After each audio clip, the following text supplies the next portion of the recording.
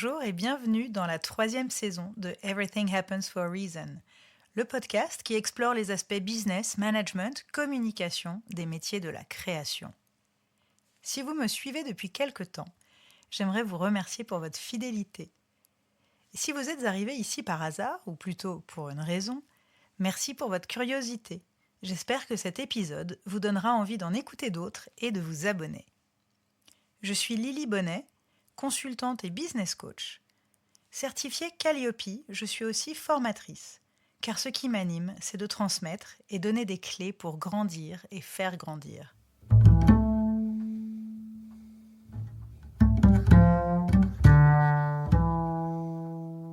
Bonjour, avant de vous présenter mon invité de ce mois-ci, je voulais juste vous prévenir que j'ai la voix voilée.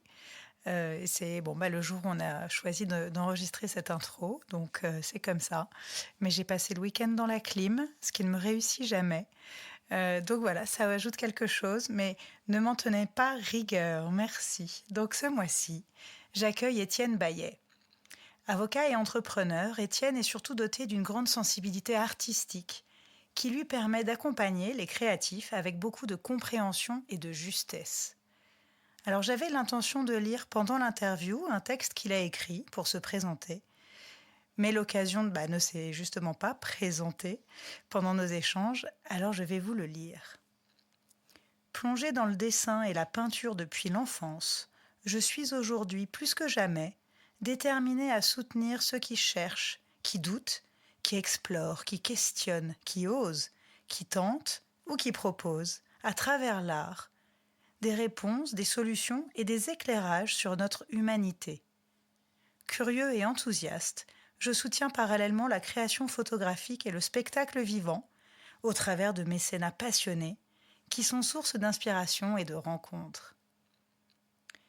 Vous comprendrez donc aisément qu'avec Étienne, nous avons naturellement parlé de comment et pourquoi il a fondé son propre cabinet d'avocats, qui est un peu d'une nouvelle génération, Bureau Bayet, comment il s'est entouré au fil des années, de son rapport à l'art évidemment, et notamment au travers du mécénat, et pourquoi il est essentiel pour les concepteurs de protéger leur création, a fortiori dans un monde en évolution perpétuelle, voire de révolution à l'ère de l'intelligence artificielle.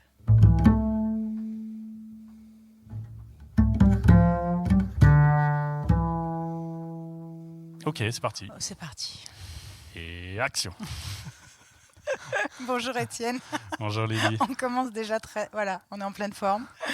Nous sommes 10 rue d'Uzès. Exactement. Je peux te dire l'adresse puisque c'est une adresse professionnelle, donc il n'y a pas de confidentialité dans tes bureaux. Et alors on est en plein milieu d'un pont, donc c'est assez étonnant finalement, c'est calme et c'est plutôt agréable. Et avant de commencer, tu sais, j'aime bien toujours... Alors bon, on est dans une salle de réunion, donc je ne vais pas spécialement la décrire, même si j'aime toujours donner le cadre. On a une jolie verrière et une belle plante, des œuvres au mur, et voilà. Mais c'est une salle de réunion, tout ce qu'il y a de plus... Oui, c'est assez classique. Exactement. La vue sur la rue. Et la rue est très jolie. Ouais, c'est vrai. La rue d'Uzès et ses anciens ateliers. Ouais, j'aime beaucoup cette rue et tout ce quartier, en effet. Alors d'abord, je vais expliquer comment on se connaît, parce que j'aime bien aussi toujours donner ce contexte. Ça fait déjà quelques années qu'on s'est rencontrés. Je ne sais plus exactement quand. Je pense que ça devait être 2015 ou quelque chose comme ça. Peut-être presque 10 ans, à mon avis. Hein. Déjà. Ça ne nous rajeunit pas, comme on dit. Et on s'est rencontrés à l'époque où je travaillais chez India Madhavi. Tu nous as accompagnés pendant plusieurs années. Sur les contrats, sur pas mal de négociations, sur des nouveaux cadres juridiques, etc. Et j'ai immédiatement apprécié chez toi cet aspect, à la fois évidemment parce que tu es avocat, à la fois assez cadré, ça c'est ce qui me plaît, mais avec une grande sensibilité, notamment artistique. Et je sais que c'est aussi ce qui a plu à India à l'époque parce que tu es l'un des rares avocats, et j'ai collaboré avec plusieurs tout au long de mes différentes activités professionnelles. Et toi, vraiment, tu sais, je commence direct, tu sais as suffisamment d'empathie vis-à-vis des créateurs pour pouvoir encore mieux les accompagner. Et ça, je trouve que c'est un peu un de nos principaux points communs. Certainement, enfin, toi tu l'as. Bah oui, bah toi aussi. mais je trouve que c'est vraiment intéressant et je t'ai beaucoup observé et j'ai vraiment aimé travailler avec toi. On a collaboré de très près, évidemment. Et j'ai vraiment aimé ça avec toi parce que tu as à la fois une grande rigueur, évidemment, qui est inhérente à ton activité, mais aussi beaucoup de douceur, c'est-à-dire dans ta façon d'amener les choses et donc de pouvoir faire accepter certaines choses aussi. Bref, voilà. Je commence comme ça, en te faisant plein de compliments, tu vois. C'est une bonne façon de commencer, non ? Bah oui, ça me met super à l'aise. C'est ça. Voilà, commence maintenant. Et donc voilà, comme ça, on explique. Et c'est vrai que depuis que j'ai quitté la société d'India Madhavi, on est évidemment resté en contact, toi et moi. Et je t'ai même recommandé auprès de plein de clients. Je reconnais. Parce que justement, et ils sont tous ravis, parce que justement, ils apprécient cette sensibilité qui est la tienne. Donc voilà, c'était une entrée en matière. Avant de rentrer dans le vif du sujet, tu sais aussi que, parce que tu connais le podcast, que je commence toujours par la même question. Ah ouais, je sais qu'elle met la pression, celle-là. Elle met un peu la pression. Donc j'aimerais savoir ce que Everything Happens for a Reason évoque pour toi, Étienne. Alors, Everything Happens for a Reason, j'ai pas ton accent. Non, on s'en fout.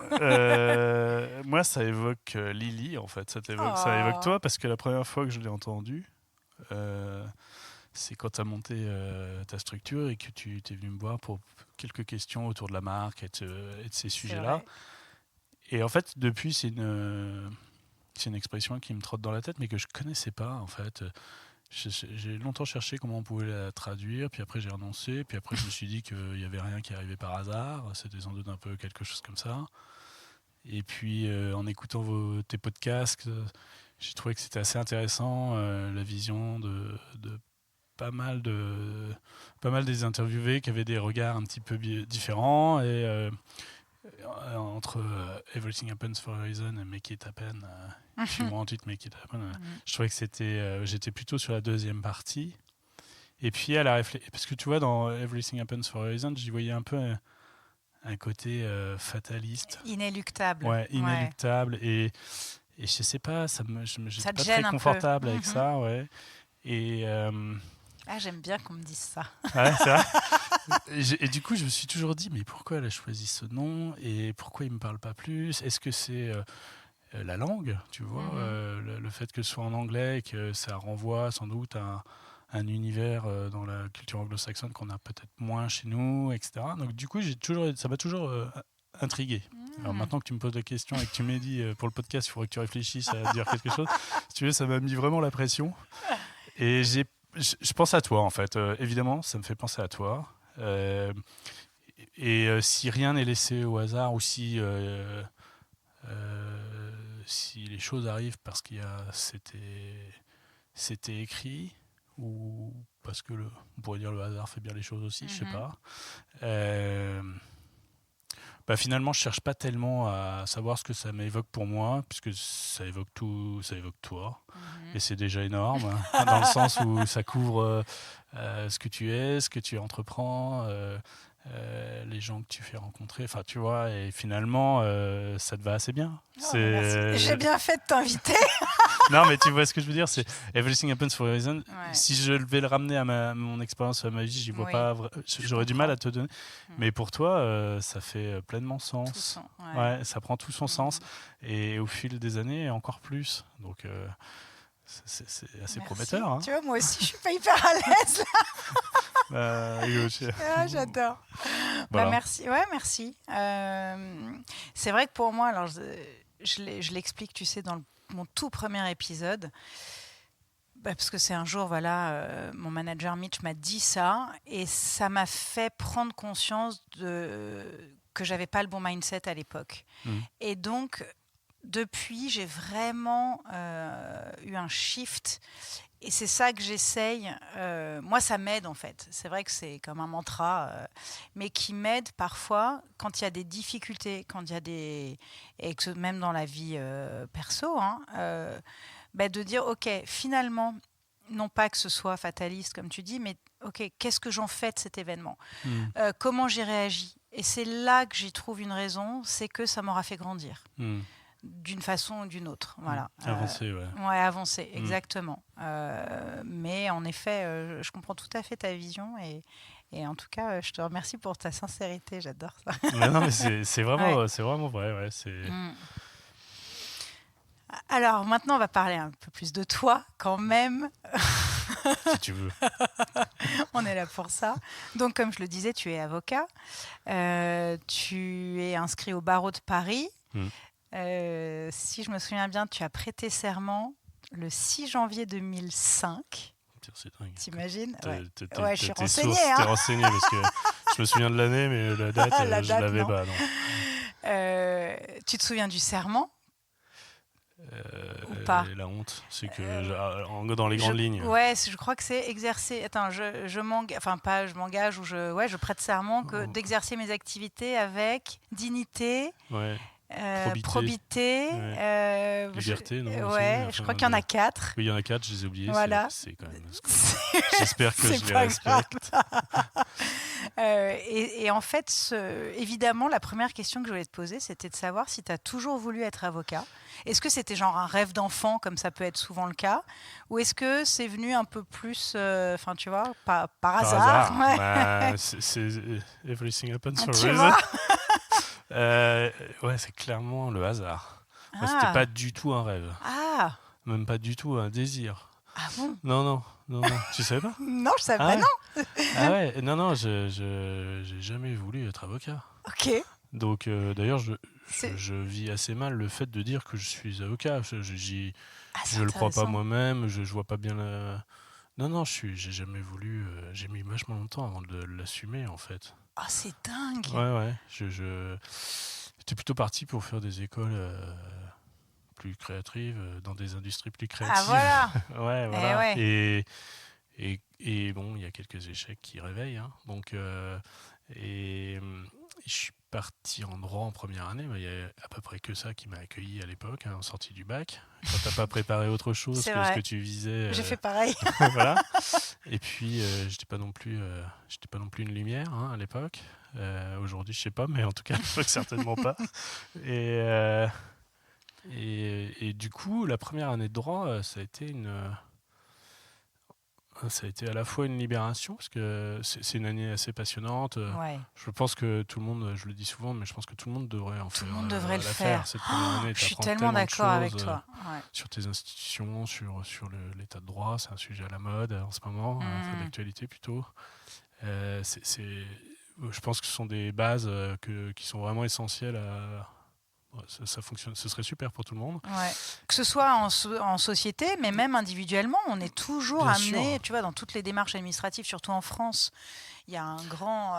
Enfin, voilà. Ouais, et puis c'est la question du droit, de la loi, l'origine de le pouvoir de contrainte, l'individu, la société. Enfin, tu vois, ça répond quand même à pas mal de questions où tout ça s'inscrit dans une histoire et c'est assez... Moi, je pense que c'est de la culture générale essentielle. Voilà, et donc ça a bien marché.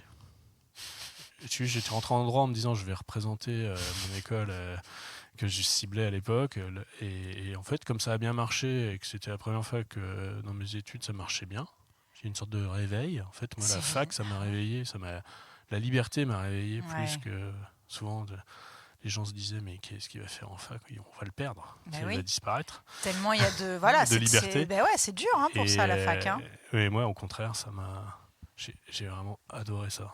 Génial. T'étais à Paris? J'étais à Nantes, j'ai commencé à Nantes. À Nantes. Ouais. J'ai grandi à Nantes et c'était génial. Comme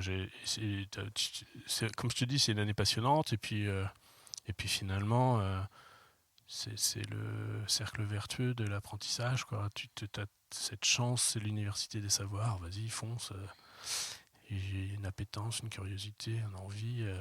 Puis aussi, quand ça marche, c'est super. Ouais. Du coup, je suis resté. Donc voilà, c'est ça. Chaque année, tu as continué. Ouais, chaque année, ça a Donc marché. après la J'ai licence, continué. La ensuite licence, j'ai fini mon cursus à Paris. Tu as fait Ouais. quoi, un DESS? Parce qu'à Un l'époque, DEA à l'époque. DEA. Enfin, il y avait DESS, DEA. Ouais. Ouais.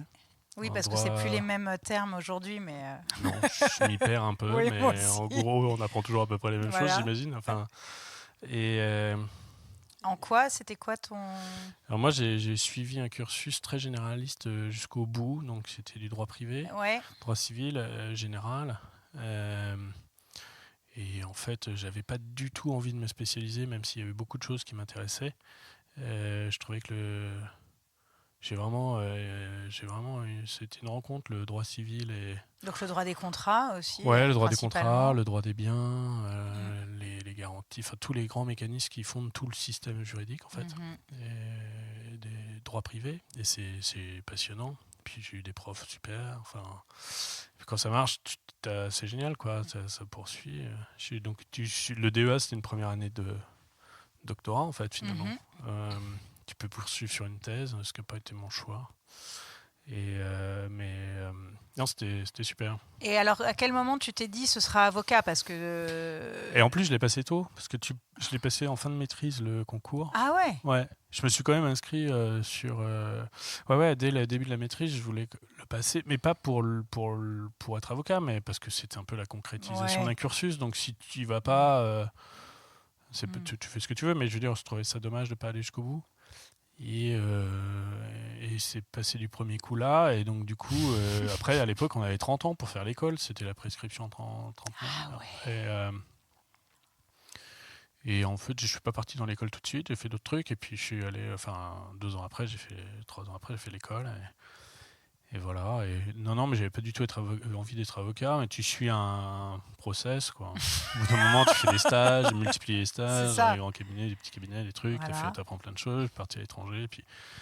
Puis tu reviens. Et puis un jour, tu es avocat. Puis voilà.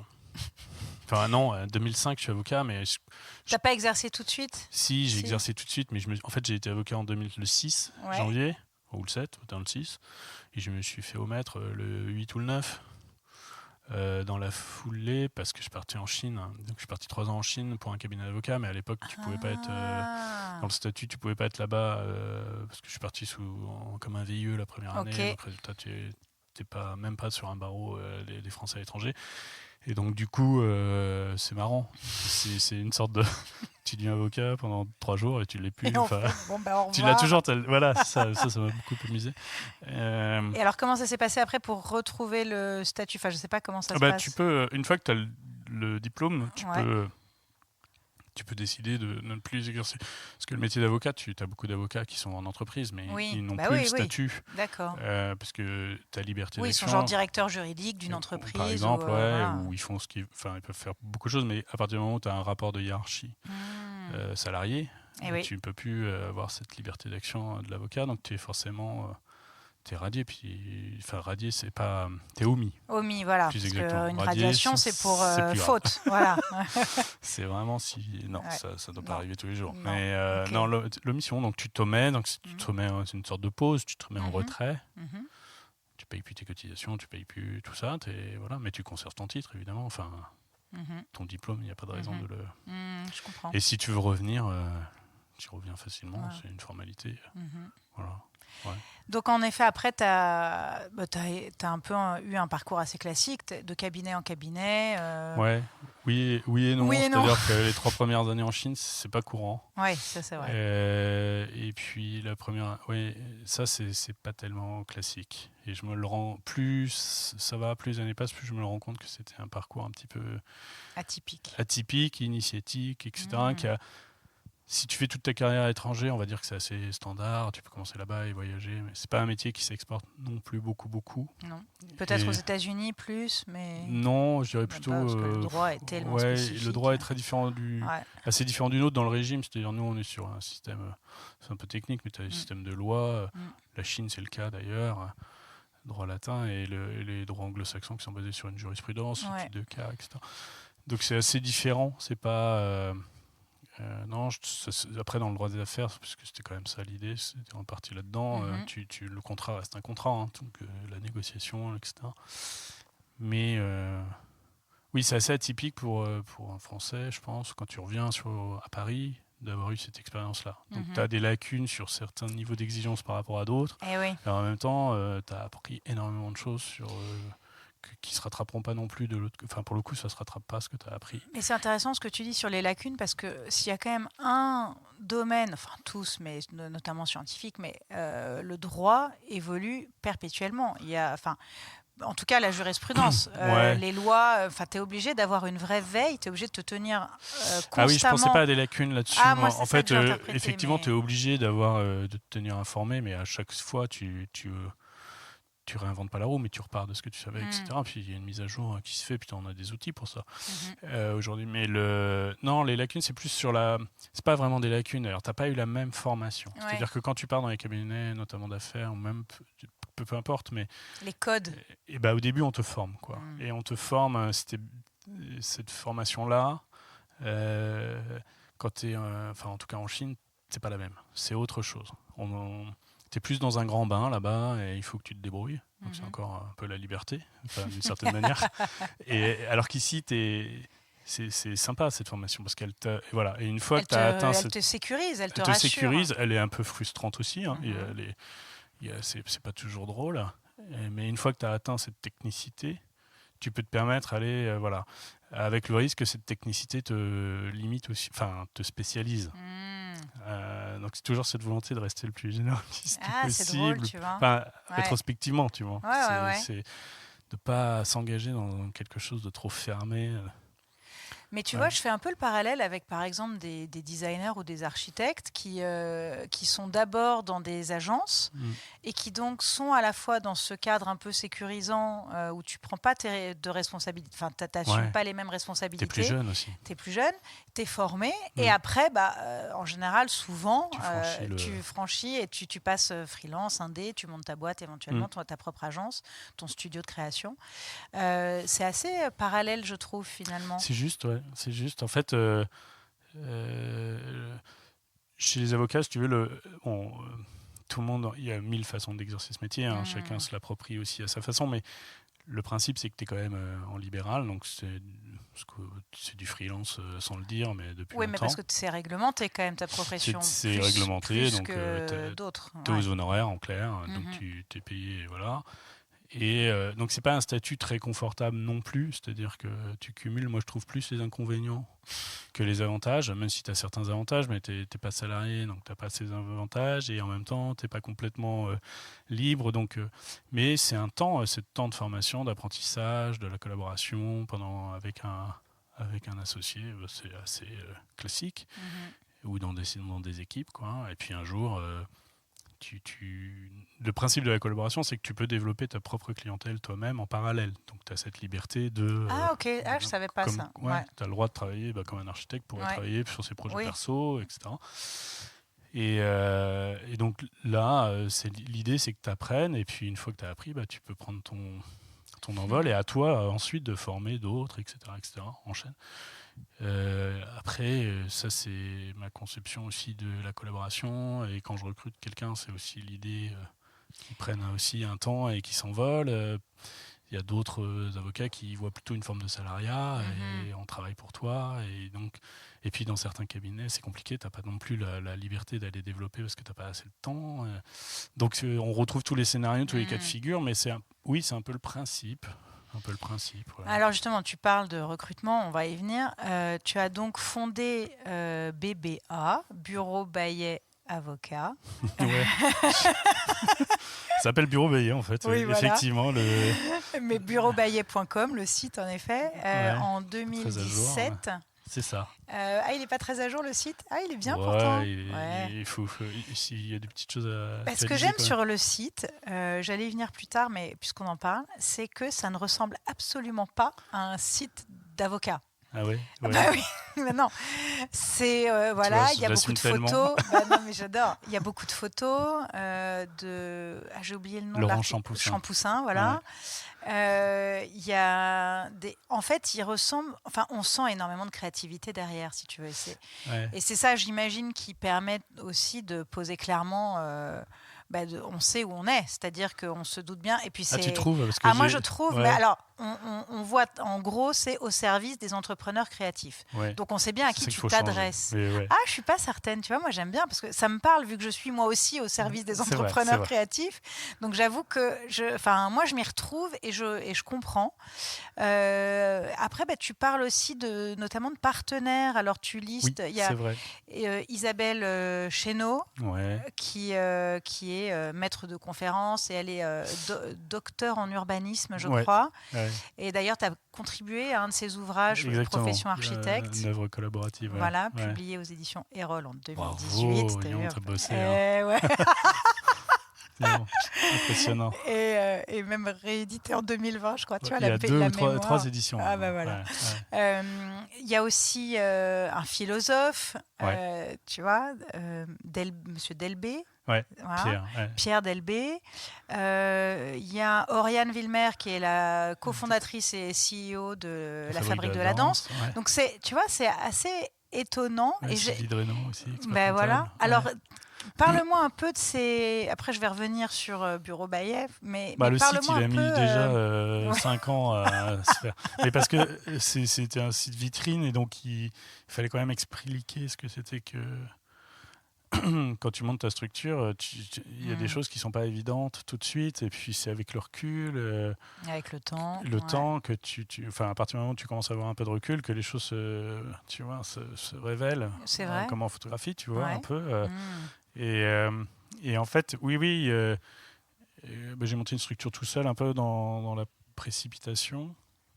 Pourquoi j'étais associé d'une structure auparavant et ça s'est terminé assez brutalement. Pour des raisons, voilà. Mais pourquoi ne pas avoir choisi... Enfin, tu vois, je trouve que c'est quand même intéressant. Pourquoi tu t'es dit à ce moment-là, ça y est, c'est le moment où je me lance. J'ai pas tellement réfléchi. Ah, t'as pas réfléchi. J'étais un peu, pas du tout réfléchi. Toujours cette quête de liberté. Ah bah ouais, c'est une vraie motivation, évidemment. Mais en fait, quand tu es avocat ou que tu es aux honoraires, tu n'as pas de chômage, tu vois. Les choses s'arrêtent du jour au lendemain. Tu as développé une activité, j'avais tout un truc qui tournait et je me suis dit, mais je ne vais pas m'arrêter, quoi. Enfin, tu te poses pas de questions, donc... j'ai créé Bureau Baillet. D'ailleurs, c'était à l'occasion d'une réforme quand Macron était ministre de l'économie sur les professions réglementées. Donc, j'ai essayé d'ouvrir une structure un petit peu qui suivait cette réforme. Donc, il y avait quand même une opportunité, tu vois, aussi. Oui, c'est-à-dire que tu pouvais avoir un objet commercial accessoire, alors que le métier d'avocat n'a pas une activité commerciale en soi. Et alors, donc, tu as un objet commercial accessoire ? Ouais, mais l'ordre, on va pas dire de mal, mais, restreint le champ, quand bien même la loi l'autorisait. Enfin, tu vois, tu te confrontes au problème des professions réglementées. Tout à fait. Qui, elles, ont peur de perdre un titre ou de protection, et puis, c'est pas simple, quoi. Mais... et en fait, non, c'est autour du conseil juridique en ligne, mais ça n'a pas complètement pris. C'est pas ma priorité aujourd'hui. Voilà, mais c'était amusant de tenter l'expérience. Enfin, voilà, d'aller innover. Enfin, pas innover, c'est pas moi qui ai innové, mais de profiter d'une opportunité qui se présentait, qui est toujours là d'ailleurs. Ça, c'est Outil, c'est Non, c'est autre chose Outil, ça a été l'idée. Ouais, c'était c'est un partenariat avec eux. L'idée, c'est d'avancer. Enfin, on y travaille. Doucement, mais on y travaille quand même, on reste en contact. Outil, c'est plus c'est une société qui propose des services pour la même clientèle que la mienne. Bah oui. Mais ils ne sont pas avocats ni juristes, et le fait que je puisse me greffer à eux et qu'on puisse trouver une sorte de partenariat miroir, c'est ça sur quoi on travaille. Ça s'écrit OOTI et en fait c'est un ERP. ERP c'est les acronymes, j'adore ça. C'est Enterprise Resource Planning et en fait c'est vraiment un logiciel interne qui là est dédié aux architectes notamment. Et un bureau d'études, etc. Et donc c'est vraiment à la fois un outil comptable, s'il y a du stock, gestion de stock, suivi de projet, gestion de projet et même de toute la CRM, la relation client, etc. C'est tout en un seul outil. Voilà. Exactement. Ils ont bien trouvé leur nom. Bah oui. Et donc voilà, puis c'est une belle rencontre avec les fondateurs. Donc ça, c'est aussi un partenariat tu me parlais des autres partenaires. Oui. Oui, parce qu'on fait plein de digressions, évidemment, mais Oui, ouais. oui, parce qu'en fait, le cabinet, au début, quand je l'ai monté, je suis parti tout seul. J'avais pas du tout de business plan, rien. En fait, tu suis ton activité, tu réponds, les clients te suivent. En fait, ils ont envie de continuer avec toi, ça se passe bien. Voilà. Donc, en fait, tu te poses pas tellement de questions. Tu es pris dans le rythme au départ. Et puis, oui, j'avais pas du projet, j'ai pas planifié. Mais tu vois, ça, Tu c'est as sauté intéressant. Ouais. direct. Sachant que l'association, c'était déjà un petit saut, ouais, peut-être plus réfléchi, parce que tu achètes des parts, tu réfléchis, tu prends un Oui, et puis risque, c'est etc. assez normal, Mm. tu vois, pour tout avocat, quand tu es dans un cabinet, de devenir associé. C'est quand même souvent une évolution assez. Enfin, c'est une Oui, façon, tu vois, c'est de grandir dans l'entreprise quand même. C'est assez.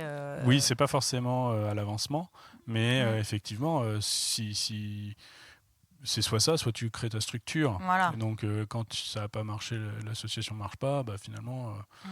j'ai créé ma structure et puis voilà. Et j'ai pas eu envie tout de suite de me réassocier non plus, parce que quand tu termines une sorte de relation sur une déception, bon, écoute, tu te réengages pas tout de suite. Bien sûr. Et puis j'avais encore besoin de cette liberté à fond, peut-être de me prouver aussi quelque chose, quoi. Et à moi-même. Mhm. Et Que tu en étais capable. oui, que j'en étais capable, et puis ça me donnait énormément de liberté, encore une fois, Ça, ça va c'est être un vraiment peu... le mot, j'adore. Oui, Hein, mais j'avais c'est. besoin de Ouais. ça aussi dans ma vie perso à ce moment-là, d'être Mm. assez souple. Donc du coup, c'était un très bon... les choses se sont embranchées assez vite. Mhm. Et mais tout de suite, j'ai quand même associé très vite d'autres partenaires. C'est-à-dire que travailler seul, c'est bien, mais je ne sais pas tout, je ne maîtrise pas tout, loin de là. Et travailler en équipe avec des compétences complémentaires ou même complètement extérieures, c'était le cas dans ma pratique avant et je n'avais pas l'envie d'arrêter ça. Mhm. Et donc il y a pas mal de partenaires qui sont mentionnés sur le site parce que d'une manière ou d'une autre, on travaille ensemble, les clients les connaissent, les ont rencontrés. Et c'est super en fait. Et ça amène. L'idée, c'est d'apporter une réponse assez plurielle et globale, Ouais. très pragmatique. Euh, et donc il y a d'autres partenaires que j'ai pas mentionnés, mais qui sont des avocats, Mhm. parce que là c'est le service juridique complet. On travaille en étoile avec pas mal de monde finalement. Mais comment est-ce que, par exemple, un philosophe, tu vois, Le philosophe, contribue. c'est très Ouais. intéressant. C'est sur des sujets plus Fondamentaux, enfin non, mais quand tu es sur des transmissions d'entreprise, Ah, ou ouais, plutôt des transmissions, c'est-à-dire qu'à un moment, tu as une personne qui décide de lâcher un peu le navire et en même temps, il faut l'accompagner lui aussi parce que lâcher le navire, c'est pas simple. mhm. Et donc voilà, c'est plus des réflexions sur. Et puis en plus, c'est un philosophe très orienté sur l'entreprise, le monde de Oui, l'entreprise. j'ai vu. Donc, Il donne des conseils même en management, exactement, etc. ouais, Voilà. qui Ouais. est très précieux. Ouais. Et donc, et malheureusement, avec Pierre, on n'est jamais allé au bout. C'est-à-dire que ça démarre, il y a des approches, et puis après, on ne transforme pas l'essai, ou soit parce que, je sais pas, il peut y avoir mille raisons. Mais je désespère pas de. Voilà, parce que tu vois bien que donc, quand tu fais du conseil, de toute façon, tu Ouais. couvres au-delà de ta sphère de spécialité. C'est un sujet. Bien sûr. Et en effet, quand tu as besoin de faire appel à un expert, bah, c'est très facile grâce à un réseau assez étendu. Ouais, et puis c'est à toi de proposer ces solutions. Ouais, C'est-à-dire que ouais, ouais, d'amener je un suis peu autre d'accord. chose, de leur Mm. dire voilà. Donc on a l'habitude de travailler avec d'autres avocats dans des compétences très spécifiques. Moi, tu vois, je touche pas au droit fiscal, Mhm. enfin, Bah oui.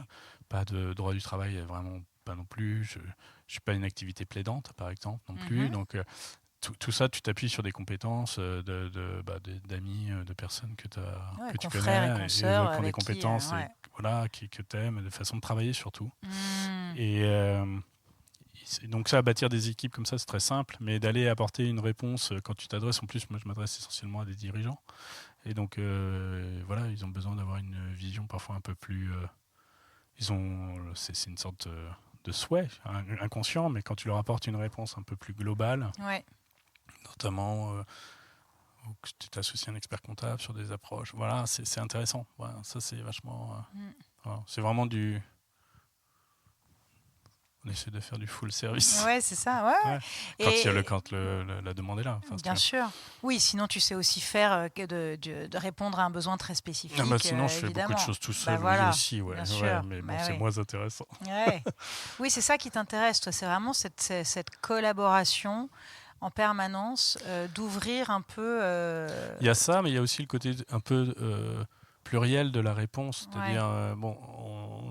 y a une grande partie du boulot, c'est quand même de la rédaction de contrat, de la négociation, de la gestion de propriété intellectuelle, un peu de transaction. Enfin, voilà. Mais tu te rends vite compte qu'on débouche très vite sur des questions stratégiques. Quand tu connais un marché, quand tu as une approche qui est un petit peu extérieure à la leur parce que tu as moins la tête dans le guidon. Enfin, moi, j'aurais besoin d'un conseil stratégique pour la mienne, tu vois, mais les cordonniers sont les moins bien chaussés, quoi. Donc, à ce moment-là, ce qui est intéressant, c'est d'aller chercher des ressorts, de travailler sur des... Voilà. Et globalement, oui, c'est ça. C'est que j'ai l'impression de temps en temps de faire un peu moins de juridique pour plus de...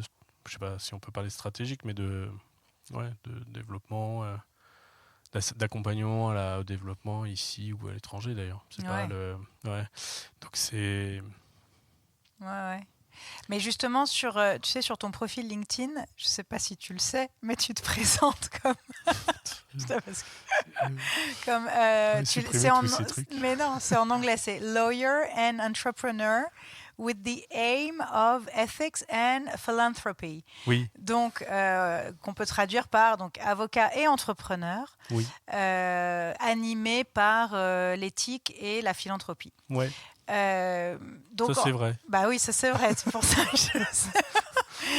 Et justement, je trouve que c'est intéressant que tu te présentes dès le début comme avocat et entrepreneur. Je trouve que cette notion d'entrepreneur, elle est vraiment importante chez toi. C'est ce qu'on voit même, tu vois, tout ce que tu es en train de nous dire sur offrir une offre plurielle, etc. Puis on va en parler aussi pour le développement, toi, de ta propre structure et puis du recrutement aussi, parce que je sais que c'est un vrai sujet. Mais je trouve que c'est intéressant de se positionner comme ça, parce que quand tu te positionnes de telle sorte, tu vas forcément attirer plus d'entrepreneurs, qui est justement ta cible. Donc c'est peut-être inconscient. C'est inconscient. Disons qu'en fait, oui, je trouve dans le côté libéral de l'avocat, c'est le côté un peu entrepreneur. Après, on est dans une industrie particulière. Mais et encore une fois, très réglementé, comme tu le dis. Très réglementé, mais qui te laisse quand même la possibilité de... Voilà, on est dans un monde une vie aujourd'hui économique qui fait que tu vois la probité à l'avocat...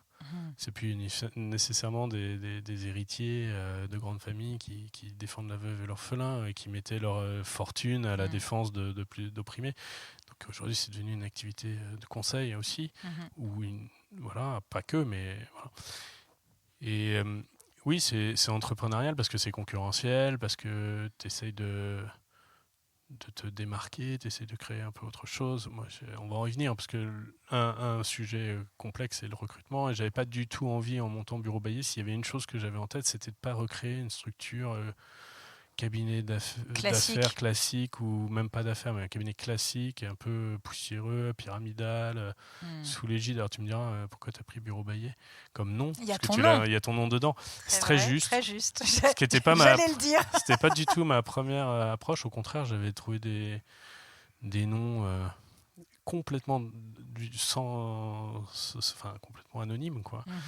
Et là, c'est toujours un vrai sujet, ça. Un vrai sujet, mais on m'a dit, écoute, plusieurs conseils de personnes plus âgées et qui m'ont dit, il faut pas te cacher.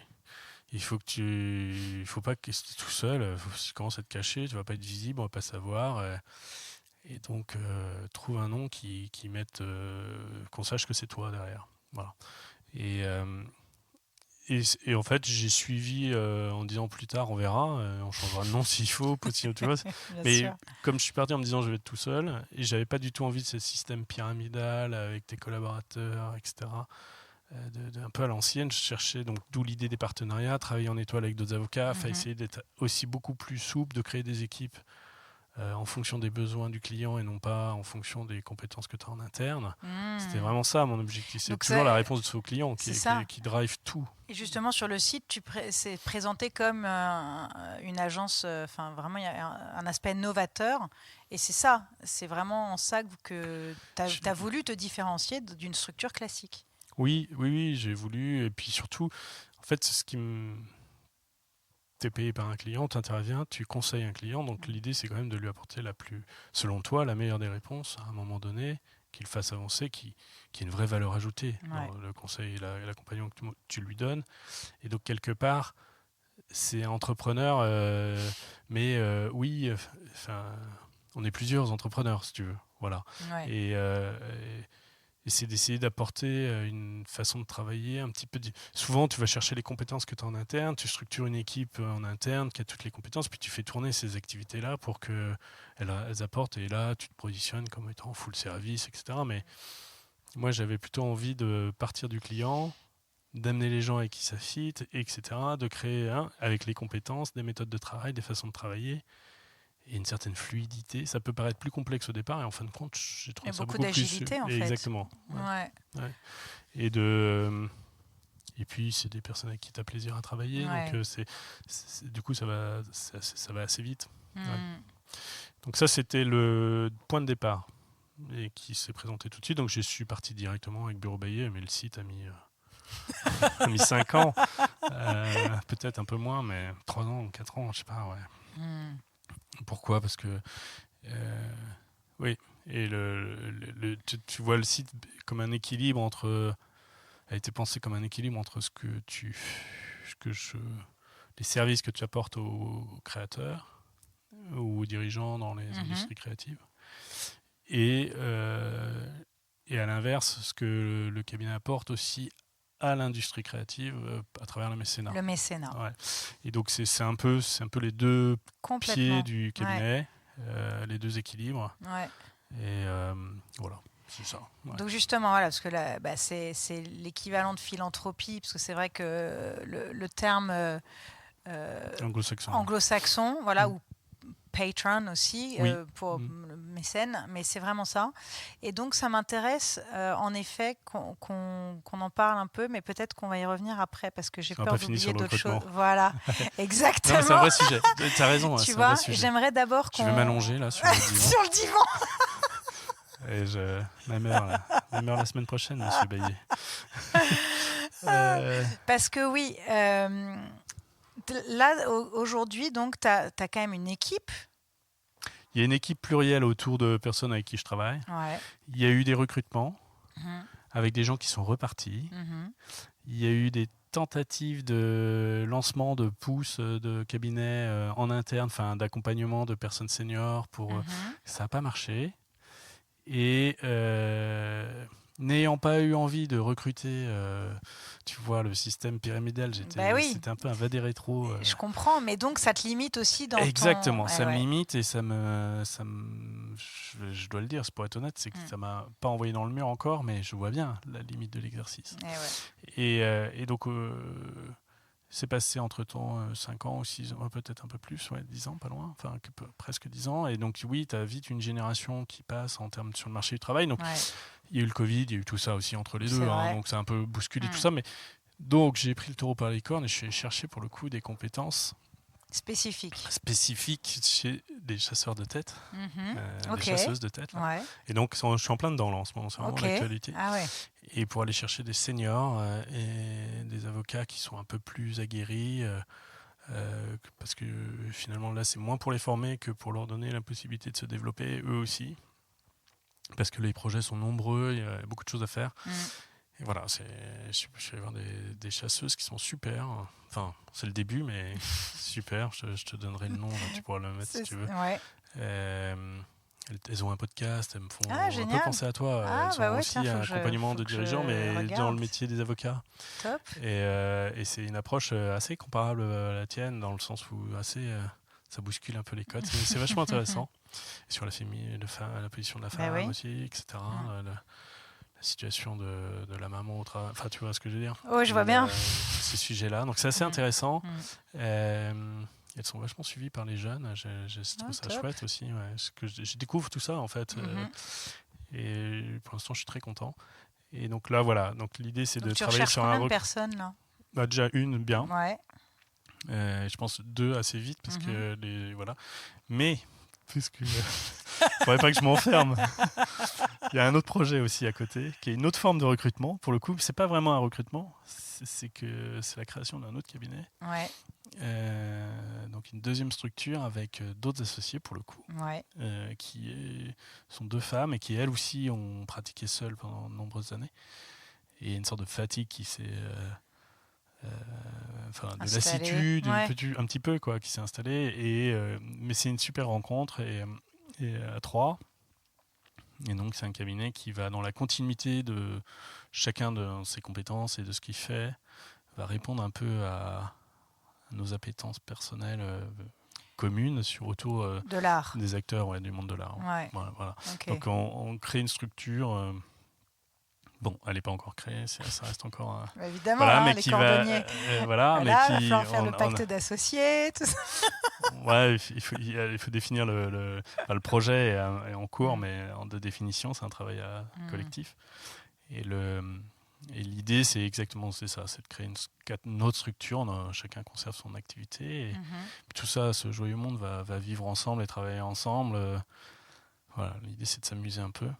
Et moi, j'ai très envie d'utiliser cette nouvelle structure comme un laboratoire, en fait, pour une nouvelle façon d'exercer, ou en tout cas d'apporter. Je ne sais pas si c'est l'idée de révolutionner, mais c'est l'idée d'essayer d'apporter des réponses dans un monde qui bouge tout le Qui bouge. temps, d'essayer d'être tout en restant conforme à notre déontologie, bien sûr, mais d'essayer je sais pas, d'apporter un petit peu de fraîcheur, de nouveauté, peut-être à travers encore des partenariats mécènes.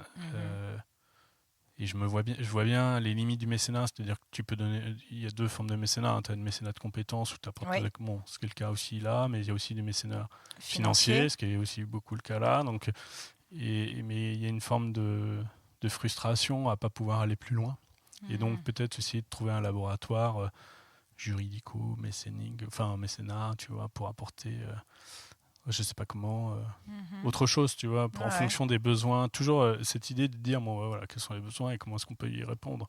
Et comment est-ce que tu fais avancer les choses en apportant soit des réponses juridiques, soit des réponses plurielles, soit des réponses. Or, dans le mécénat, il va y avoir des besoins de plus en plus criants. Moi, je le remarque évidemment avec notamment des artistes que j'accompagne qui même cherchent. Tu vois, du mécénat.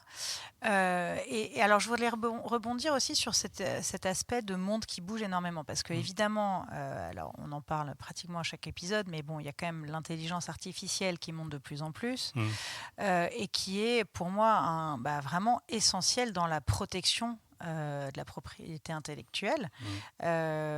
Et donc, il y a presque un vide juridique, mais qui va vite être comblé. Enfin, je sais même pas. Mais ça, voilà, c'est ça, c'est en cours. Ouais. Mais comment est-ce que toi, tu accompagnes, tu vois, les créateurs dans ce monde-là qui bouge? Parce que il y a, comme tu le dis, un peu même une révolution finalement. Le digital déjà avait posé beaucoup de questions sur l'utilisation, que ce soit des photos, des droits en général. Donc tout ça. Là, il y a une guerre de tranchées en ce moment entre deux visions du droit d'auteur et du monde et de la protection. Oui, on est en plein dedans là. C'est passionnant, mais un peu, parfois flippant, parfois passionnant. D'ailleurs, il y a une super expo sur l'IA au jeu de paume là, qui en ce moment. Je vais aller. J'adore le jeu de paume en plus. C'est vachement intéressant. On peut y aller plusieurs fois, il y a du contenu. Oui, j'imagine. Mais je trouve que ça démystifie pas mal de choses, ça ramène un peu inquiéter, comme ça peut rassurer. En fait, tu as deux formes d'IA. Tu as l'IA, on va dire, standard, puis tu as l'IA générative, celle qui va traiter les données, et puis celle qui va assembler les données pour rendre, en termes de générative d'images ou de vidéos. Et créer, c'est tout le sujet. Moi, je suis pas convaincu qu'elle crée, je pense qu'elle assemble, mais qu'elle voit pas derrière la porte, en fait. Cette IA, elle est pas là pour elle n'a pas la créativité, justement, qu'on a, nous. Enfin, Mais c'est dans le prompt que tu vas lui donner que tu vas amener ta oui, créativité. mais Enfin, c'est ça. si tu veux, le prompt, bien sûr, c'est poser des questions vachement intéressantes sur la protection même des prompts. On me dit, Bah oui, moi c'est je trouve vrai. pourquoi pas après tout, mais tu pourrais apporter. Bien sûr, tu vas lui donner des instructions de plus en plus affinées, etc., de plus en plus travaillées. Et en fonction de ça, elle va travailler pour te produire un résultat. Mais cette production de résultats, c'est l'assemblage de données qu'elle a elle-même. C'est pas une intelligence dans le sens où elle n'utilise pas cette donnée pour inventer autre chose. Elle va certes créer quelque chose à partir de milliers ou de milliards de fichiers, mais si tu n'as pas donné ces milliers et milliards de fichiers-là, si tu la nourris pas, il n'y aura rien. Donc là où un enfant ou toi va vite, voilà. Et ce qui est intéressant dans l'expo, je reviens dessus parce que tu vois à quel point il y a une débauche. Bon, sur la question sociale, ces fameuses fermes à clics, etc. Tout ça, ça fait un petit peu réfléchir, mais c'est l'esclavage moderne, quoi. Mais tu vois la débauche de moyens d'énergie pour un résultat qui est Mais finalement, écologiquement, ouais, alors, c'est un écologiquement, c'est un gouffre en désastre, plus. Bah ouais, mais pour un résultat c'est qui est finalement important. Hein. pas si, enfin sur le génératif, pas si dingue. Enfin, moi, c'est mon avis, c'est très personnel. Très personnel. Ouais, Oui, moi aussi. mais il y a des choses qui sont bien sûr. Après, tu vois, il y a une dimension sur l'archéologie qui est très intéressante, d'aller rechercher en fonction des données. Mais donc tout n'est pas à jeter évidemment. Mais alors comment se protéger face à l'IA aujourd'hui quand tu es un artiste et un créatif? Bon, déjà, je pense que les traducteurs là aujourd'hui, c'est fini. Ouais, c'est clair. C'est vrai, mais mais j'y avais pas pensé. C'est très. Il y a tellement de métiers, mais tu sais, même le conseil, hein, en règle. Enfin, je sais que moi, il y a des gens qui utilisent ChatGPT comme un psy, comme un. Ouais, ça, je veux dire. Non, mais. Non, mais alors pour le conseil, c'est un peu pour notre métier, on pourra en parler, mais pour les créatifs déjà, je pense aux graphistes, très difficile. Tous ceux qui faisaient les couvertures de livres, les logos, les jeux de société, les jeux de plateau, tu vois, les créations, tous ces trucs-là. Bon, bah voilà, c'est un peu disparu, mais il y en a une partie qui disparaissent, puis il y en a aussi qui, au contraire, veulent se démarquer, parce qu'on sait très bien que la technologie uniformise, édulcore, et donc résultat appauvri, et finalement tout le monde va se ressembler, avoir les mêmes images, et c'est pas forcément ce que tu cherches pour te démarquer. Mais donc oui, là il y a des vrais sujets, mais ensuite, alors moi je suis un peu impliqué à ma façon, enfin auprès de Creatrix qui fait du lobbying, qui essaie de faire bouger quand même un peu les choses, les lignes, les prises de conscience, amener un dialogue entre juristes, artistes, créatifs, pouvoir public et universitaires. Je fais une parenthèse, mais donc Creatrix, c'est une plateforme qui a été fondée par Pierre Massot, pour justement, un autre avocat, pour justement mettre en lien le monde de l'art, les créateurs et la les démarche avocats, initiale de Pierre, et dans laquelle j'étais complètement d'accord, au début, c'est qu'il y avait une sorte de méconnaissance du processus créatif dans la société, et notamment chez les magistrats. Et, tellement juste. Et donc du coup, bon, là aussi, c'est une conception. Tu peux très bien te dire que l'art s'est arrêté avec les grands maîtres et il n'y a plus rien eu après. Bon, pourquoi pas, tu vois, ça se défend. Mais il y a souvent une méconnaissance du travail que représente un processus créatif. Et on s'arrête au résultat, mais on ne voit pas tout le travail avant. Chez les avocats, c'est un peu pareil. Tu as le résultat et puis tu ne vois pas la masse de travail que ça représente avant. D'ailleurs, pardon, je rebondis là-dessus, mais tu sais, souvent, un métier d'avocat, you clock, c'est-à-dire que tu comptes le temps. Oui. En fait, la question du temps, c'est une variable. Et puis c'est une perception. Chacun une perception différente. Tu factures, et c'est là où tu es un peu dans l'entrepreneuriat, tu factures une prestation qui a une valeur ajoutée. Quelle est la valeur ajoutée que tu as apportée? Exactement. Donc on ne parle plus du temps. Non, on ne parle plus du temps. C'est une mission. C'est une mission. Moi, tu calcules ça par rapport au temps parce que c'est la meilleure solution pour calculer, mais c'est pas pour autant que tu vas facturer tout ton temps. Bah non. Et l'archi, souvent les archiveuses ont un calcul un au petit mètre peu artificiel, carré, par exemple, au mètre carré aussi, ou au coût de travaux, un pourcentage aussi. Qui est pas non ou plus au nombre de personnes mobilisées. Jour homme, tu vois, jour homme, exactement. Donc tu vois, il y a autant de variantes Mais possibles. L'idée, c'est quand même que les choses soient assez claires pour la partie qui te consulte et que voilà, que ton client, mais qu'il n'y ait pas de piège. Mais je sais plus pourquoi on est arrivé là. Ouais, pardon, c'est moi qui t'ai interrompu, tu vois, je fais tout le temps des digressions. Tu parles quand tu veux. On parlait de Créatrix. T'es chez toi. Ah oui, Créatrix. Oui, ben voilà, c'est ça. Voilà. Le process créatif. Voilà. Et du coup, ce qui est très intéressant, c'était Pierre, qui est un avocat en propriété intellectuelle. Lui, il fait exclusivement du contentieux et il me disait en fait on passe de plus en plus de temps à essayer de démontrer les trésors d'ingéniosité, de la créativité devant un juge qui sont pas et donc malheureusement le droit d'auteur se retourne contre ceux qu'il est supposé protéger parce que tu es obligé de démontrer l'originalité, le travail, etc.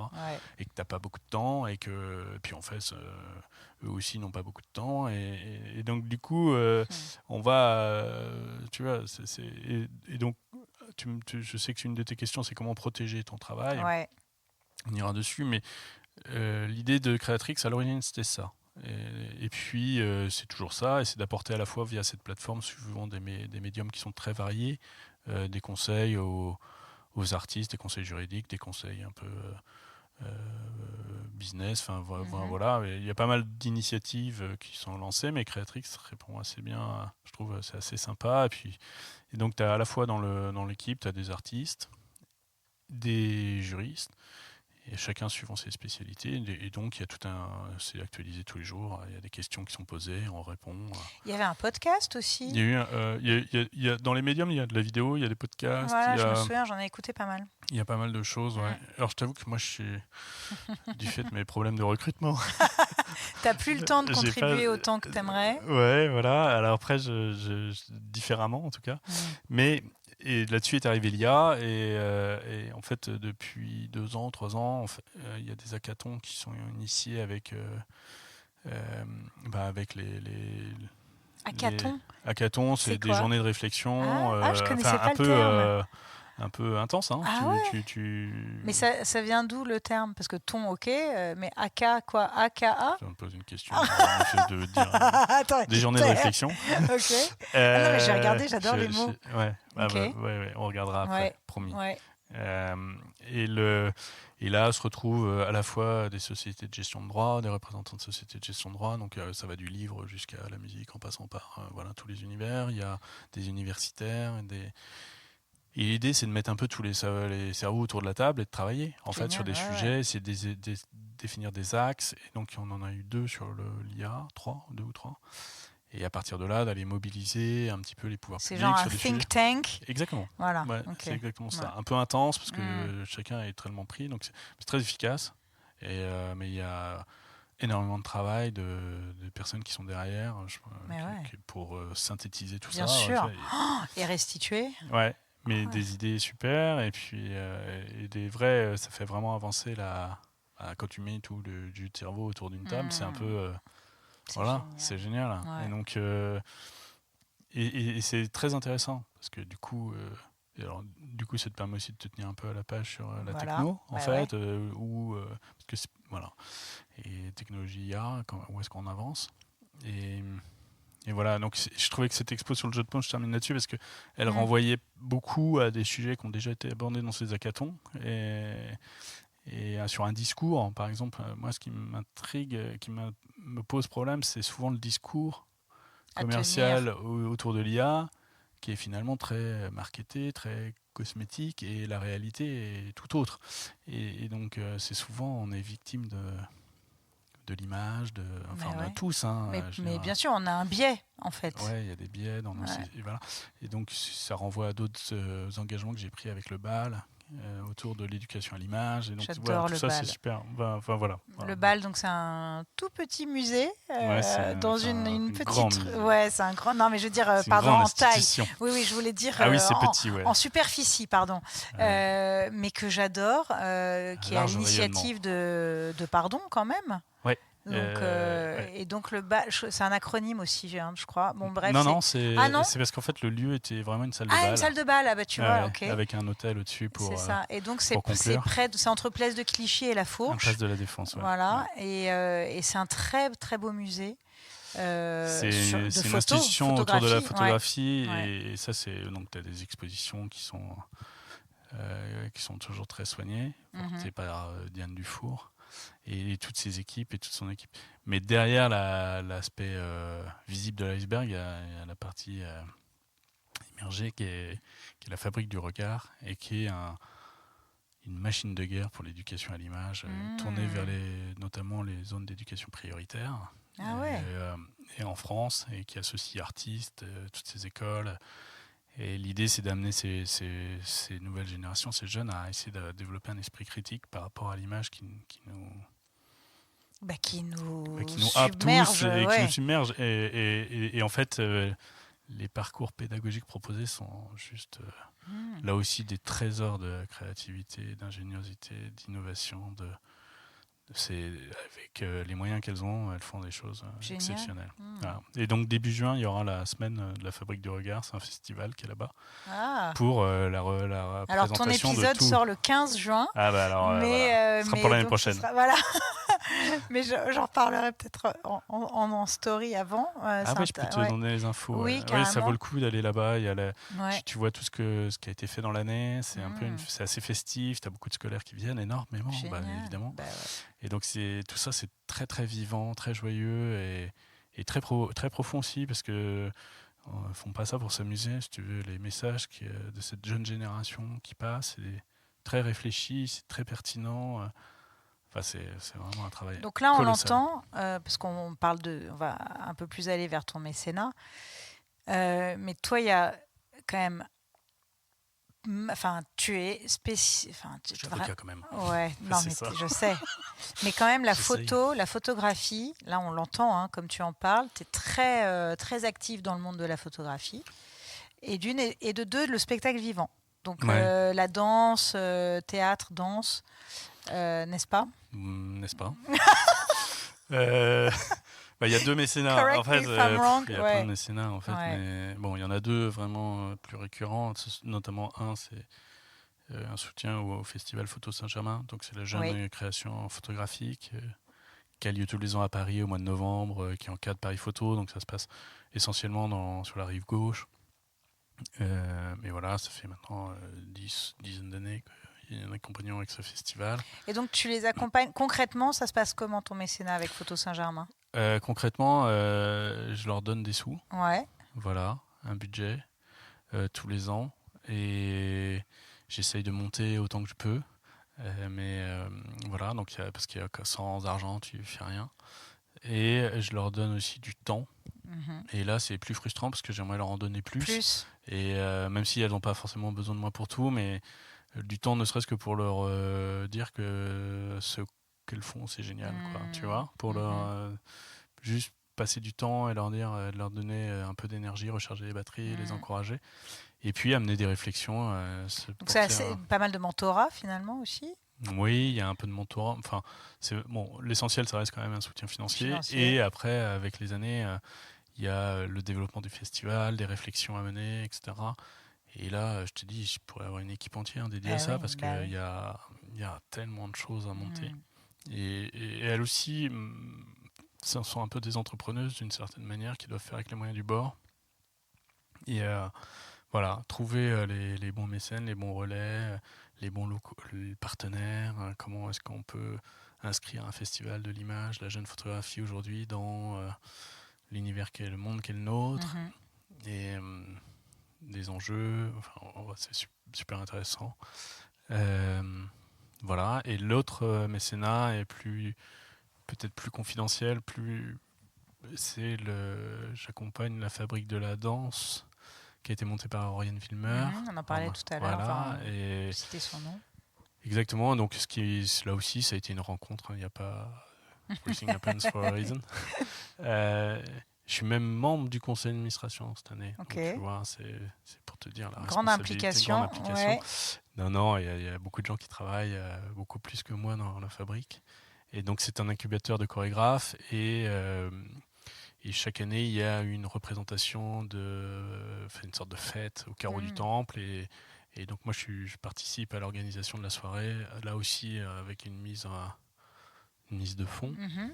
et pour cette soirée des chorégraphes qui a eu lieu la semaine dernière, cette année, et qui est une sorte de retranscription de cet univers de chacun des chorégraphes, une sorte avant de repartir dans le monde voilà, qui est le leur, et après cette année d'incubateur, de présentation un peu de leur univers ou de leur création. C'est un extrait, tu vois, mais c'est une super soirée parce que ça te permet de voir énormément de choses.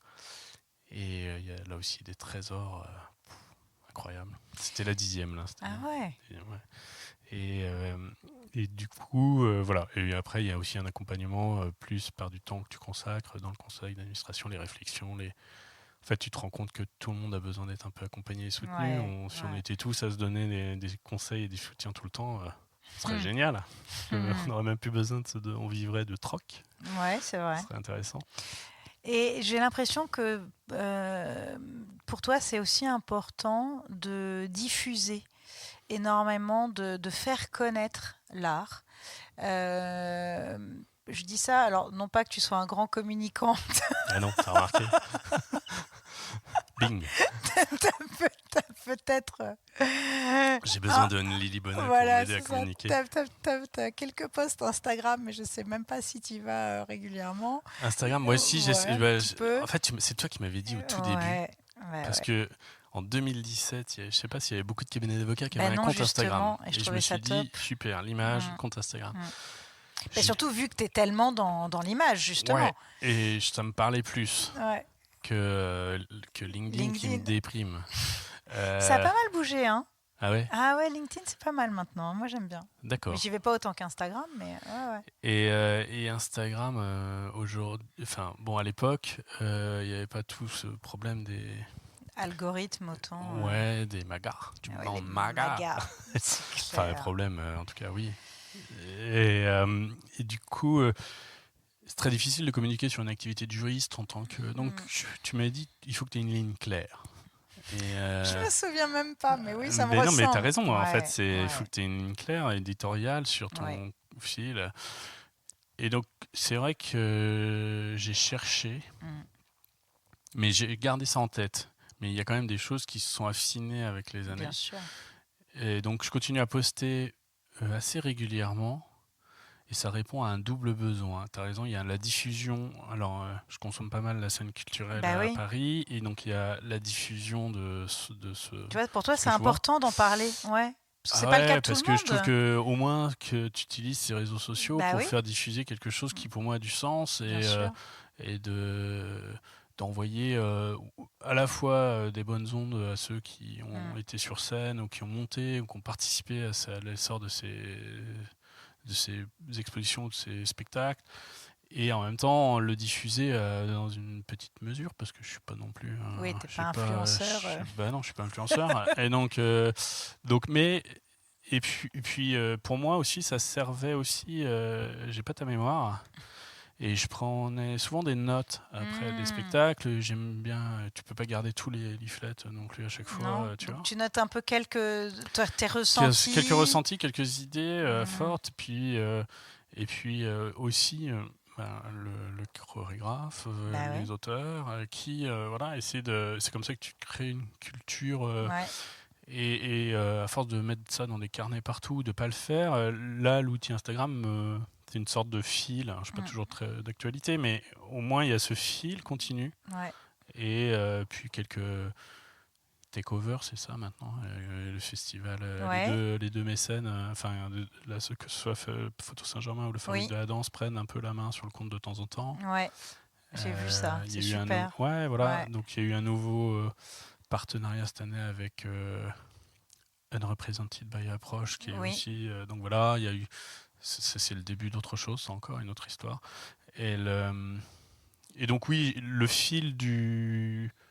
Je dirais que c'est un peu le trait d'union entre les deux jambes du site, c'est-à-dire à la fois un peu les acteurs auxquels tu t'adresses et en même temps le mécénat, mais d'une autre manière. Et là, c'est une façon de diffuser autour de l'art vivant, spectacle vivant et photographie pour l'essentiel. Mais voilà, c'est plus des ressentis, d'impressions, etc. Ouais, mais moi, je je découvre beaucoup de choses grâce à toi, justement, tu vois. Ah, bah, c'est marrant, c'est un retour que j'ai souvent. Bah voilà. Donc, Pourtant, continue et même fais-le plus. ouais, ça prend un temps. Je sais. Oh là là. Mais vraiment, tout prend tellement de temps. Je sais. Et puis même souvent, parce que tu achètes beaucoup Ouais. de billets pour des spectacles aussi. Parfois, tu en Oui, j'invite proposes pas dans mal. ton... Ouais, Voilà, ouais. t'invites. Tu vois, et j'aime beaucoup ça. Enfin voilà, on t'identifie vraiment au spectacle vivant et à la Ah photographie. bah Et je non, trouve ça non, génial. il y a d'autres gens. Bah, Oui, c'est un. Oui, dans mon réseau, il n'y en a pas 15 000, tu vois. ouais, Je trouve, ouais. et j'aime beaucoup le fait que justement, tu aies cette mission profonde. Mais, De enfin, partager. voilà, Ouais. exactement. Bah, tu partages des choses que tu aimes, tu Bah oui. vois, tu as envie Mm, de. Il y a beaucoup de choses. mm. Là, c'est facile parce que acheter 2 places, c'est finalement pas une révolution. Et quand plutôt que d'aller faire des dîners, j'aime beaucoup, hein. J'adore ça Ouais, aussi, mais t'en proposes à un client ou à des amis ou bah des oui. gens, des prospects, c'est assez sympa de faire autre chose. Donc, J'ai beaucoup développé ça cette année, moi, figure-toi, ouais, que maintenant, quand il y a un spectacle que je veux voir, j'achète forcément 2 places, je trouve toujours quelqu'un. voilà, sans forcément savoir avec Mm. qui j'irai, parce que je fais pas tout avec mon mari, qui en plus, lui, travaille beaucoup le soir, tu le connais, Philippe, il est musicien, donc...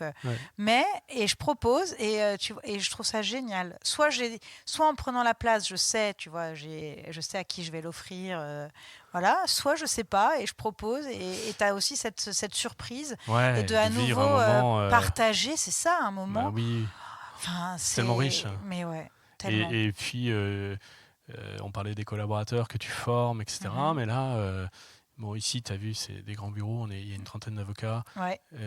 Et autour de moi, il y a d'autres copains qui sont passionnés aussi et qui font profiter dans leur structure, pas forcément avocats, hein, de boîtes, des plus jeunes. Et c'est sympa Mm. d'emmener un plus jeune. Quand tu peux pas y aller, tu donnes tes C'est 2 places à ça, deux mais jeunes. oui, C'est une chance. Enfin, c'est moi, j'ai génial. commencé un peu Ouais. aussi un peu comme ça. Donc, ouais, je me pose pas beaucoup de questions. Tu prends 2 places et tu Ouais. trouves toujours du monde. Non, je trouve ça Et, super. ou tes enfants, si c'est Ouais. les enfants, tu vois. Si Mais c'est ouais, possible. ouais, Ouais. bien sûr. Ouais, ouais, clairement. Et puis au pire, tu redonnes la place au guichet à l'accueil. Il y a toujours souvent des gens qui cherchent des places à l'arrivée aussi. C'est vrai, Ouais. ouais, ouais, Trouve un peu toujours. bradé et Et tout. voilà. Ah, mais c'est vrai, je suis complètement C'est d'accord. un crève-cœur que d'avoir une place qui n'est pas Ouais. donnée, Oui, qu'elle soit pas pas utilisée. utilisée. Ouais. Ouais. Ça, c'est un vrai Je sujet. préfère l'offrir, ouais, Ouais. je comprends tout Et à fait. ça finalement. Mm. Bon, maintenant, il y a un petit. Ouais, tu reçois C'est du les. mécénat aussi, hein, tu Ouais, vois. une Bah oui, forme, ouais. bah oui.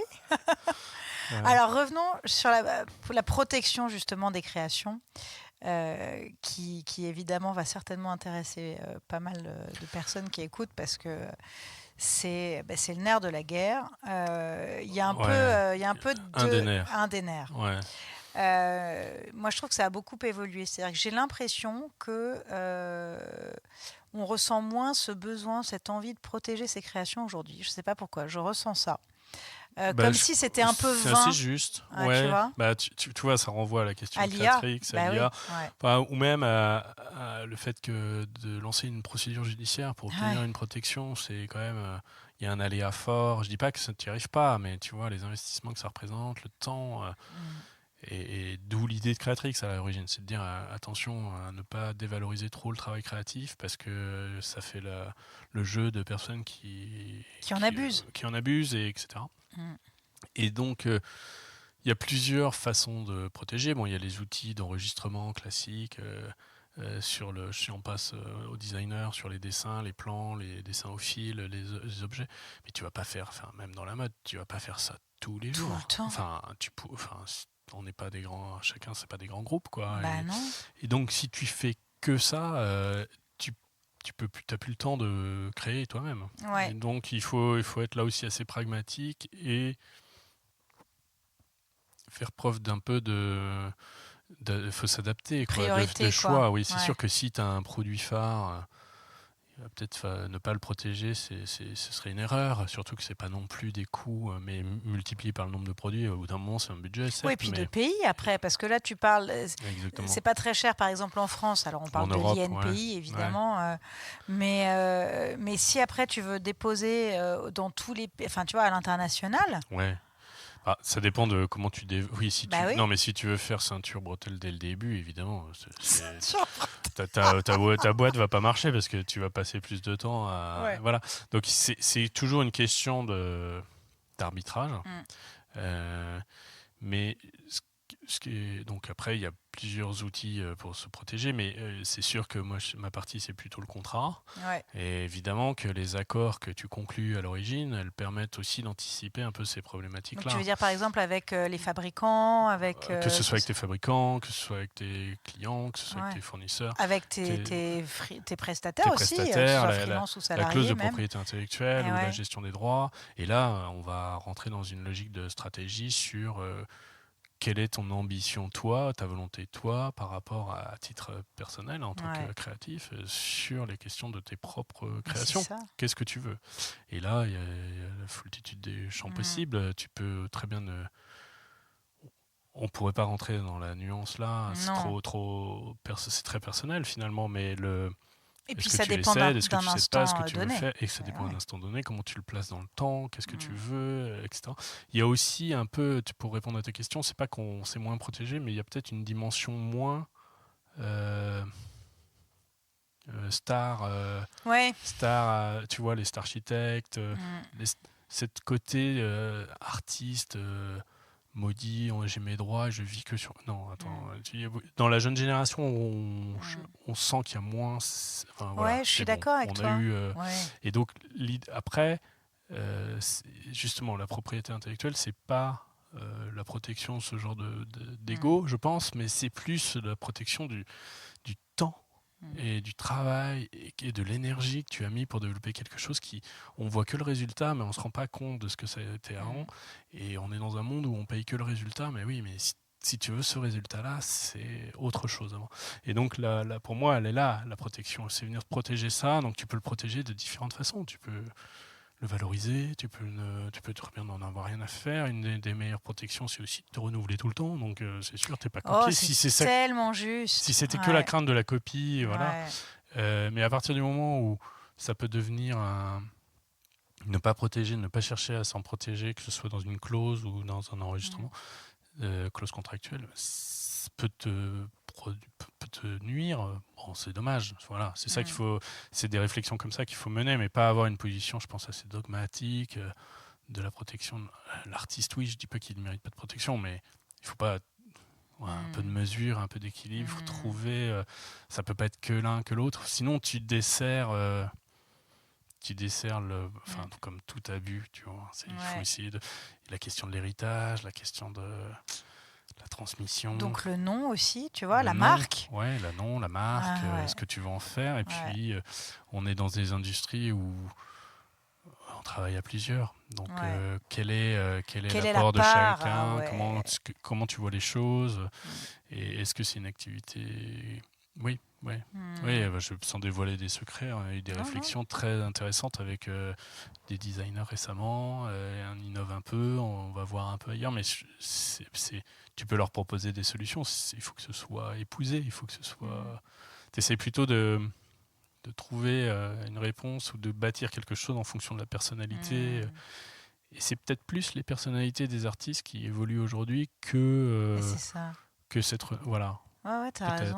Alors c'est vrai qu'aujourd'hui, face à l'IA, il y a besoin de se protéger. Là, mais c'est une lame de fond, l'IA. On n'est pas sur de l'individuel. C'est forcément au niveau collectif. Oui, non, là, il y a besoin même de légiférer. Enfin, il y a quand même.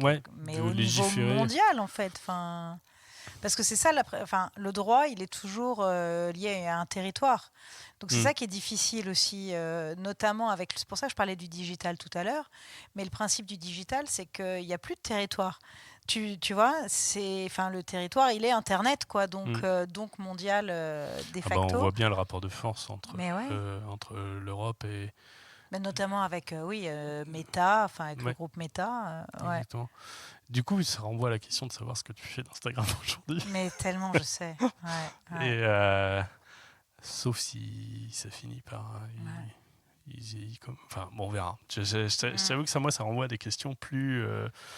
Mais même métaphysique, quoi. Est-ce qu'on continue, tu vois? Est-ce qu'il n'y a pas d'autres moyens de communiquer, de revenir au site, peut-être? Je sais pas.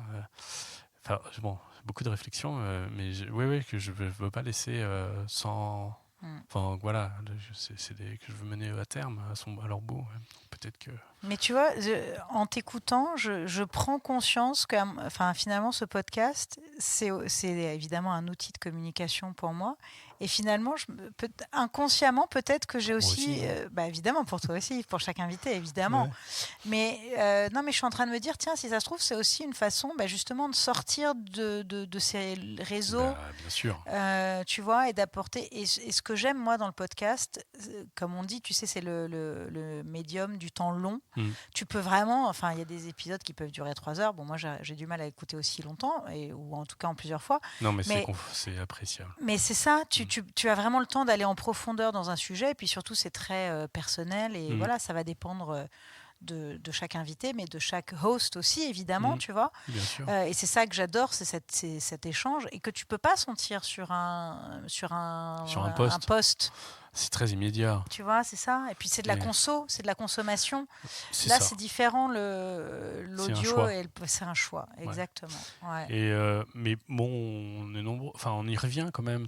Je Je trouve pense qu'il y a eu une aussi. sorte de. C'est souvent un phénomène de Ouais, balancier. Tu pars ouais, dans un extrême et puis ensuite ouais. tu reviens et il y a un retour en arrière. La nouvelle génération revient dans les cinémas d'arrêt d'essai. Oui, beaucoup. Tu vois, il y a. Bon, tout n'est pas. Ouais, c'est vrai. C'est assez. Ouais. Nous, pour ma génération, j'ai l'impression d'être au milieu de quelque chose et je trouve ça assez sympa à vivre. Dans la transmission de. Tu vois, Ouais. je trouve d'être à un âge. Oui, c'est peut-être l'âge aussi qui fait ça, justement. Oui, Bah, sans doute, mais tu es bousculé par une nouvelle génération et c'est assez intéressant. Et Parce en que même ça temps, vient tu te leur apportes autre challenger. chose. Et toi, tu leur apportes autre chose dont ils ont aussi pas forcément consciemment besoin, enfin conscience d'avoir besoin, mais certainement. Enfin, c'est cet échange. C'est génial. Je trouve ça chouette. Ouais. Top. Et chez les artistes, ils ont cette même. Ah ouais, même pareil. problématique. Ouais. Bah d'ailleurs, tu vois, on parlait d'India, évidemment, puisque c'est chez India qu'on s'est rencontrés. Mais India, moi, c'est quelque chose que j'ai beaucoup apprécié chez elle aussi. C'est qu'elle est très ouverte à tout ce qui arrive. À la jeune génération. Donc, elle adore notamment, tu vois, participer à la Design Parade hier et Toulon parce que, bah, voilà. Enfin, elle s'ouvre énormément parce qu'elle a conscience exactement de ce que tu dis, à la fois de la transmission parce qu'elle aime ça, mais aussi de comment tu peux te nourrir de ce qu'ils apportent et de leur ouverture et d'un autre angle, en fait. Bah c'est comme le mécénat ou c'est comme tout, quoi. Si t'as pas d'interaction, si t'as pas de... Ouais. Tu reçois tellement en donnant, je trouve. Enfin, c'est un peu facile à dire, mais c'est des phrases un peu toutes faites, mais c'est vrai, ouais. Et bon, ouais, tout simplement. On peut pas te dire de plus. Ouais. Non, mais du coup, je suis pas désespéré sur mon... Moi, on m'appelle un peu l'éternel optimiste, mais c'est vrai. Je sais pas, mais un peu peut-être un peu le ravi de la crèche de temps en temps, mais je me dis que tu vois ce que je veux dire. Oui. Évidemment, il y a beaucoup de choses qui vont très très mal, mais il y a aussi Mais comment on peut justement avoir un impact positif dans un contexte difficile, c'est ça finalement. Ouais, c'est un monde un peu sombre aujourd'hui, évidemment. Et raison de plus pour être en tout positif et au contraire, preuve un peu de résilience et d'avancer. Et je trouve que c'est là mon rôle, moi, vis-à-vis de la jeune génération. C'est-à-dire je me dis que ça ne doit pas être facile aujourd'hui d'avoir 20 ans, et par certains côtés. Et du coup, toute transmission, bien sûr. Ouais. Et transmettre de l'espoir finalement. Ouais, puis de te nourrir. Finalement, c'est la complémentarité et d'avancer. Enfin, c'est super en fait l'intergénérationnel. Mais comme moi, je trouve chez des personnes plus âgées aussi. Énormément de. J'aime beaucoup d'avoir un regard qui est différent. Ouais, c'est très enrichissant, bien sûr. Ouais. On arrive à la fin. Déjà, ça passe vite, hein. Alors, je vais te demander de choisir un mot. Je sais que c'est difficile, ça aussi, mais j'aime bien proposer à chaque invité de terminer, de clore, de choisir un mot qui fait sens, soit en général, soit par rapport à notre conversation plus spécifiquement? Bah, je pense à la liberté. Ouais, je l'avais aussi, évidemment. Bah oui. Mais non, mais ouais. liberté, c'est tellement vaste comme mot. Mais bon, à la fois, c'est un principe de droit c'est vrai, en plus. essentiel. Je veux dire, il faut qui pose la question de est-ce que tu privilégies la liberté ou la sécurité. Elle est souvent mise en regard et nécessairement, en fait. Si on veut que de la sécurité, on va réduire la liberté. Et si on laisse libre champ à la liberté, on va forcément aussi faire croître l'insécurité. Ouais. Et donc, ça, c'est une question essentielle. Moi, j'ai un peu mon point de vue sur le sujet. Mais la liberté, c'est pour moi un sujet essentiel aujourd'hui dans nos sociétés, et puis dans la liberté de faire, la liberté de créer, la liberté d'agir, voilà, sans nuire non plus dans ce principe de base, mais ne pas nuire à autrui. À autrui, voilà. Mais cet esprit, ce souffle comme un vent de liberté, on dit. Tout ça, je trouve qu'on a tous besoin. Et ça donne espoir et voilà. Mais bon, c'est peut-être le mot, un peu. Bah oui. Qui en plus est tellement essentiel pour toi aussi. On l'a vu dans toute. Ouais, mais ça doit pas être une liberté tournée trop vers soi, tu vois. Ouais. Il faut que ce soit une liberté qui entraîne, quoi, qui emmène du monde, qui diffuse et qui soit partagé chacun. En tout cas, se sentir libre de le faire, peut-être. C'est beau. Oh, arrête. C'est vrai. C'est vrai.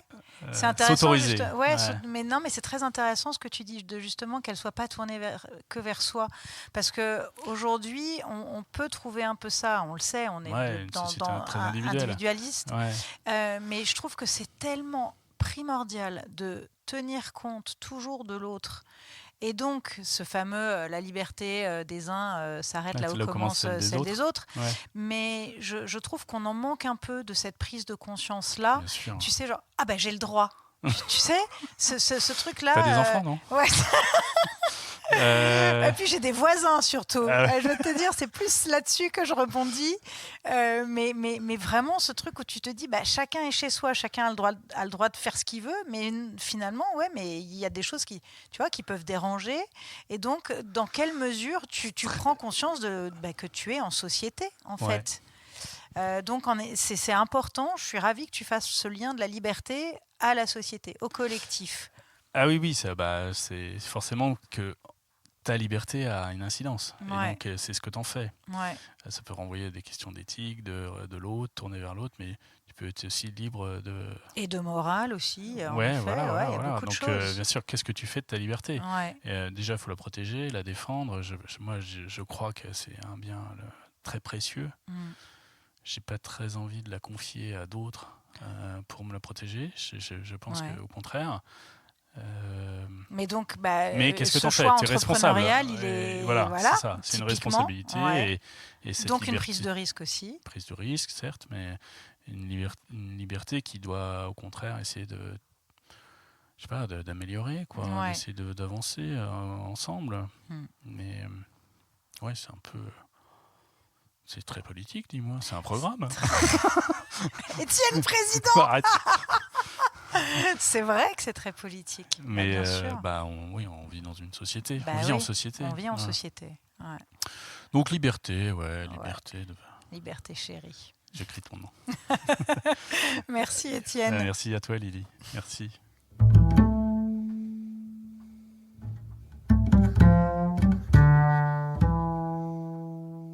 Merci d'avoir écouté cet épisode jusqu'au bout. Si vous avez envie de prolonger la discussion, n'hésitez pas à me contacter par email lbm@lilybonnet.com, sur LinkedIn ou sur Instagram. Et si, comme moi, vous trouvez que ce podcast mérite d'être encore plus écouté, alors pensez à le partager sur les réseaux ou à l'envoyer aux personnes qu'il pourrait intéresser. Et aussi, abonnez-vous, écrivez des commentaires, spread the love, mettez des étoiles sur votre plateforme d'écoute préférée. J'en profite pour remercier Philippe Drevet pour la composition de la musique originale de ce podcast et pour la réalisation de chaque épisode. On se retrouve le 15 du mois prochain Et d'ici là, n'oubliez pas que everything happens for a reason.